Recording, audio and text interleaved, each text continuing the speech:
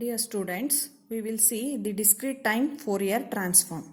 The analysis equation is given by x of omega is equal to summation minus infinity to plus infinity x of n e to the power of minus j omega n. And the synthesis equation is given by x of n is equal to 1 by 2 pi. For the integral you can take it as 2 pi or from minus pi to plus pi x of omega. This can also be represented as x of e to the power of j omega. This omega is distal omega. E to the power of j omega d omega. So these are the analysis and synthesis equation, the definitions.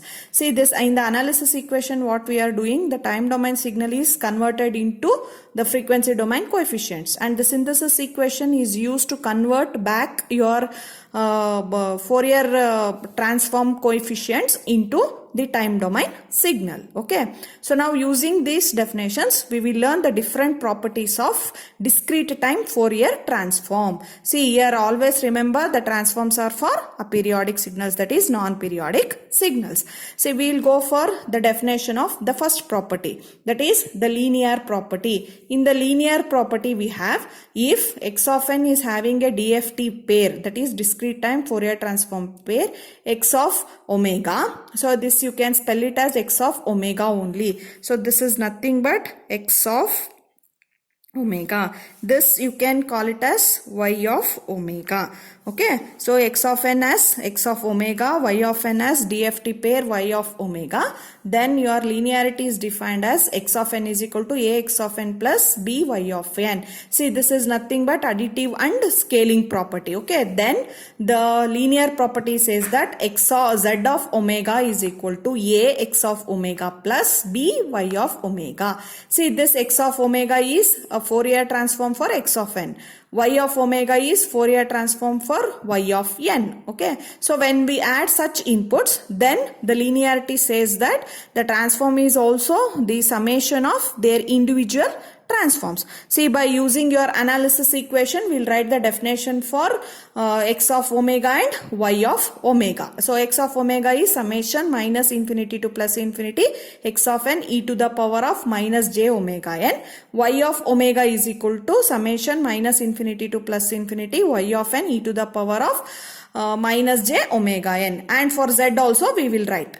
See, for z, instead of z of n, we can write ax of n plus by of n. Okay, then you just simplify this brackets. That means you remove that, multiply with e to the power of j omega n. So we'll get summation n is equal to minus infinity to plus infinity ax of n e to the power of minus j omega n plus summation minus infinity to plus infinity by of n e to the power of minus j omega n. So you take out this a outside and here b outside because they are constants here. So then we'll have the values with, that means we remain with a this definition, b with definition. So this definition is nothing but x of omega and this definition is nothing but y of omega, and hence the proof. See, this properties in whichever series, transform, continuous or discrete if you use, this definition remains same. The thing is you should use the respective analysis equation and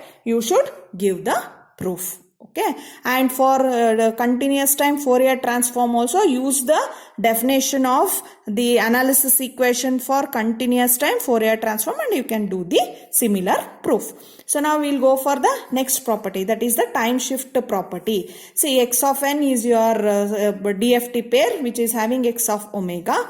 Then y of n is the time shifted version. We are shifting in terms of time. So then x of n minus n naught will have the transform as y of omega is equal to, this is x of omega, the transform for x of n, again that is multiplied by an exponential which is e to the power of minus j omega n naught. See, this n naught is the time shift factor. So when a time domain signal is shifted in time, then the transform is multiplied by an exponential which is defined at n naught. For that also we will be using your analysis equation. X of omega is equal to summation minus infinity to plus infinity x of n e to the power of minus j omega n. So y of e to the power of j omega n, you write the definition instead of y of n, x of n minus n naught you will write. Then since n of n minus naught is there, use so you equate this to some variable that is m. So if you equate that, then you will get n is equal to m plus n naught. Then in terms of x of m, you write the equation. So wherever n is there, you will write m plus n naught. So n minus n naught is nothing but m. So similarly, the limits are from minus infinity to plus infinity. So since they are infinity, m also remain from minus infinity to plus infinity, and you just simplify this brackets, you will get the values like this. So n naught is a constant, you take it outside. So if you observe this, this is the definition of x of omega in terms of m value. Earlier the definitions were in n, here in terms of m variable, that's it. So this is nothing but x of omega, which is multiplied with the exponential term which is defined at n naught. So this is the proof. In the next session, we will see the proof for some more properties. Thank you.